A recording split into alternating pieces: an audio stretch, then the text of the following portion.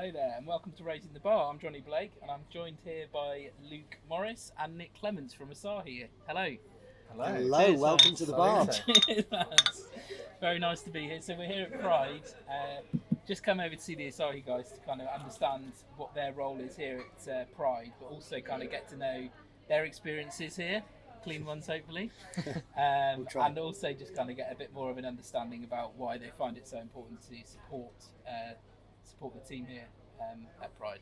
So if you'd like to introduce yourself, I've given you a quick introduction, but Yep. just if you can just let us know who you are. Yeah, so I'm Luke Morris from Asahi UK. We obviously supply a multiple array of brands to you: Peroni, Asahi Superdry, Fuller's London Pride, Dark Star, and this I think is our 6th Pride at the Hilton Metropole, and looking forward to Wednesday nights. Very good. Absolutely. Nick Clements, work on Asahi UK, working on the Mitchells and Butlers account with Luke and Greg. And yeah, 6th year running the M&B Pride Awards, 3rd day of the week, so City Division's always good fun. So yeah, thanks for having us. Great, cool. Okay, so I just want to understand, obviously you said it's 6 years in a row, which is brilliant. Why do you think it's so important to support M&B here at Pride? Yeah, I think ultimately for us it's important to say thank you, and this is our opportunity to do that. We are very passionate that we work the bar for the evening. You guys work with us and support us all year round, so this is one chance that we get a little shop window to stand at the bar, buy you all a pint or a bottle and get to say thanks, but also to bring some other things to life. So sustainability is a huge thing for us at the moment. So this year we've sponsored the sustainability element and provided reusable water bottles for Pride 2022. So just little things like that mean that we can stand at the bar, have a chat, say thanks, but also bring some really important matters to life in a really social environment. Cool. Okay, and what do you enjoy about Pride? Obviously, you said that you get to give back when our teams are selling your product all year, but this is your chance to go and give back. What do you? Yeah, absolutely. That just a big thank you from us. We're in your wonderful pubs and restaurants all year round, getting served quality products, and it's great to just get that catch up with everyone all in one go. Have some great conversations and some good times. Right, cool. And who needs sleep anyway? Well, yes, you've proved that over the years, Luke, but you probably don't. So I can see your fantastic bar here as well, and I understand that you've had it made especially for this event here. We did. It is our pride to serve Japan's #1 beer. We had this bar built as we've worked with you for many years with Peroni Nastro Azzurro. Asahi Superdry is a relatively young brand for us in terms of working with M&B. So we wanted to bring Asahi Superdry to life, and where better to do it? So this was designed and built specifically for Pride Awards 2022. Amazing. No better placed for its first outing. Absolutely. So we're doing a little bit behind the scenes stuff, so we wanted to understand how long does it take to get this put together. I'm sure Luke's here putting it with his screwdriver, but A lot of troubleshooting. how you're obviously here all week. How long does it take you to get your stock in? Does Nick bring that in his car? Nick would need a very big car, especially this year's stock. Just a few journeys. Yeah, I think, listen, much like you, this we're incredibly fortunate to work in an industry where everyone comes together for good times, bad times, happy times, sad times, and I think a celebration like this is all of our business comes together. So any other time of the year or any other business in the world trying to get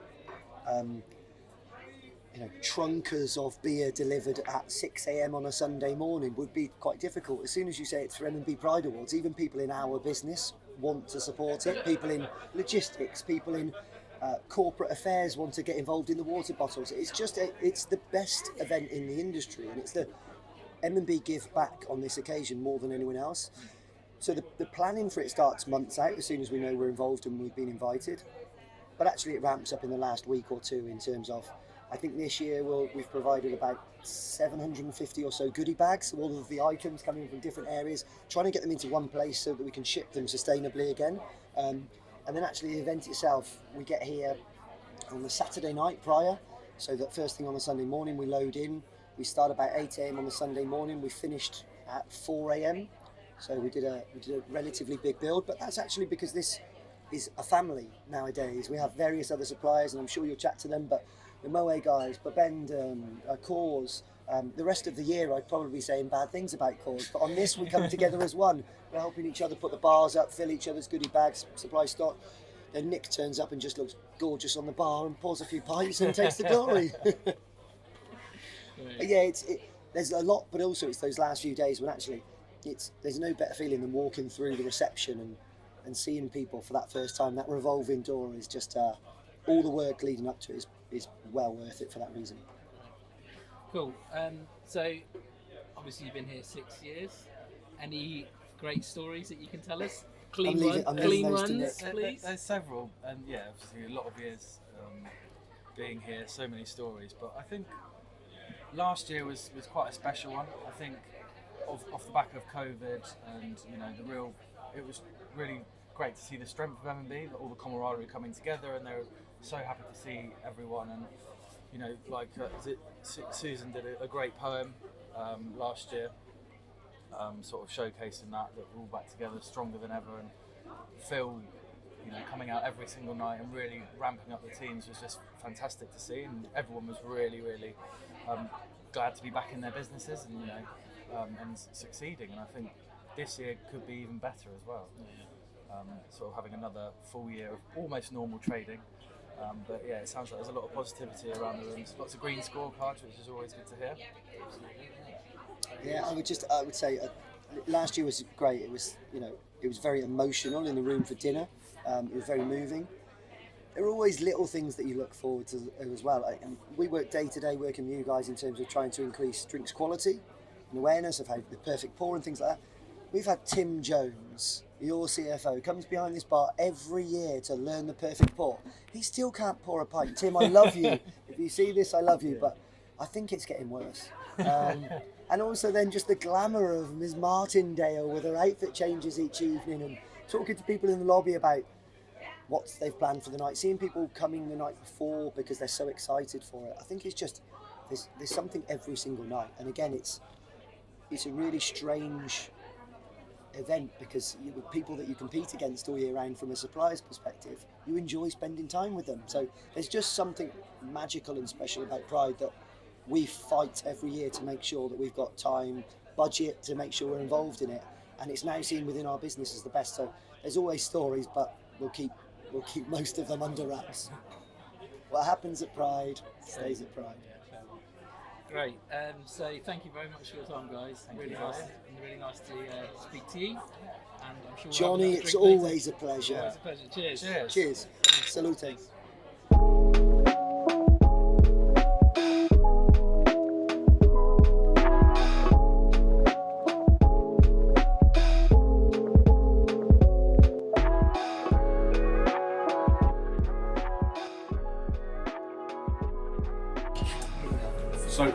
So the plates we got prepared here, we've got the carbohydrate and the vegetable garnish on there. That goes into one of the pre-programmed ovens for 8 minutes regeneration. And when it's done its 8-minute program cycle, it goes down and it stays in the auto sham ready for service. So by doing it this way, we can serve a large volume of people in a short space of time. So there's no lag or waiting time. So proteins are prepared, ready to go in and roast from raw, and they'll be carved and put onto the plate separately and then sourced out to the restaurant. Hello everyone, so I'm here with Gary and Pete, and I was wondering if you could introduce yourselves to job role and what you do here today. Absolutely. So my name's Gary Richmond. Full title is the Culinary Learning and Development Manager. So my role is to head up the practical culinary training within the Chef's Academy. Fantastic, thanks so much Gary. Great, and Pete, what about yourself? Yeah, my name is Peter Skyhammer. I'm working for Nicholson's in New York. I'm a kitchen team leader, and I'm currently undergoing a senior production chef level 3 apprenticeship. Fantastic, thank you so much. So obviously we're here today at Pride.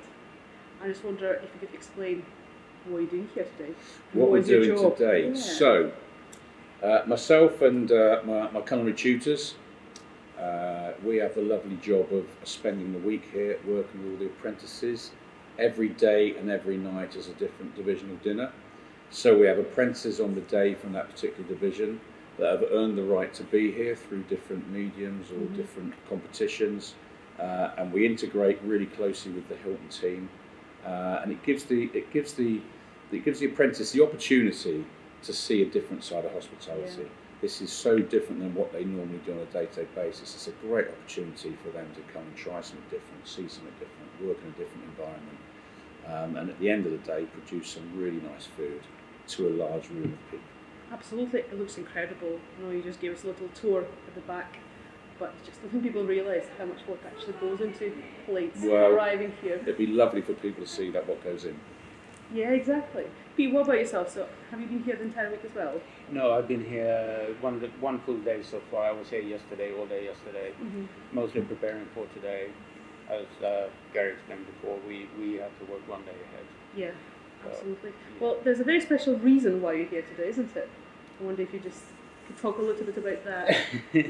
Yeah, well, I won the city division cooking competition, so it's my dish, my composition there, that will be served for tonight's dinner. Fantastic. So, all of our GMs will be eating something that you've created. Yes, I'm really excited about that, and I just hope everyone likes it. What is the dish? It's a rack of lamb. It's served with classic potato toffee.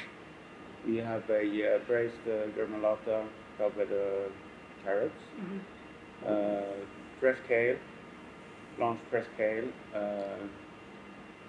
We also have some supplement protein, a small bonbon made from pulled lamb shoulder, and a red currant reduction. Fantastic. That's so cool. Is there any inspiration behind this dish? There is. Well, I was thinking when I first decided to enter the competition, I was thinking duck and lamb. I'm glad I didn't choose duck.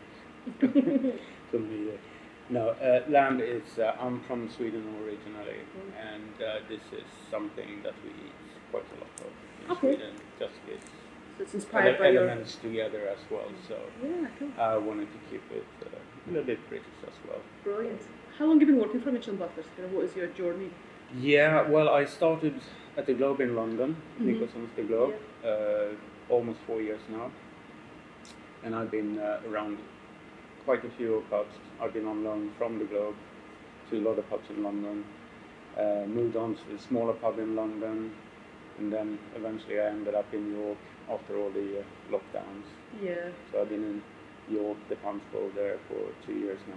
Brilliant. Enjoying it? I love it. Great. Yeah. So nice to hear. What about you, Gary? What was your Michelin Butlers journey? So I joined M&B about 6 years ago, and I come specifically to do the role of the Chef's Academy. Okay. There was talking about entering into an academy side of things with some practical training. Recently, my background in the industry is in culinary education, and so it gave me an opportunity to come into a company that has had an audience of a lot of people and given people an opportunity. So my job is to give the apprentice the tools to finish their culinary year with a qualification, giving them some enhanced knowledge and abilities, and also, I can't think of the right word to say, what am I trying to think of? I have no idea. Anyway, so at the end of the year, it's government funded, doesn't cost the learner any money themselves, so it's a free training, on the job, learn while you earn, etc., etc. So it's a great opportunity to get them out, instill some passion of food into people, Yeah.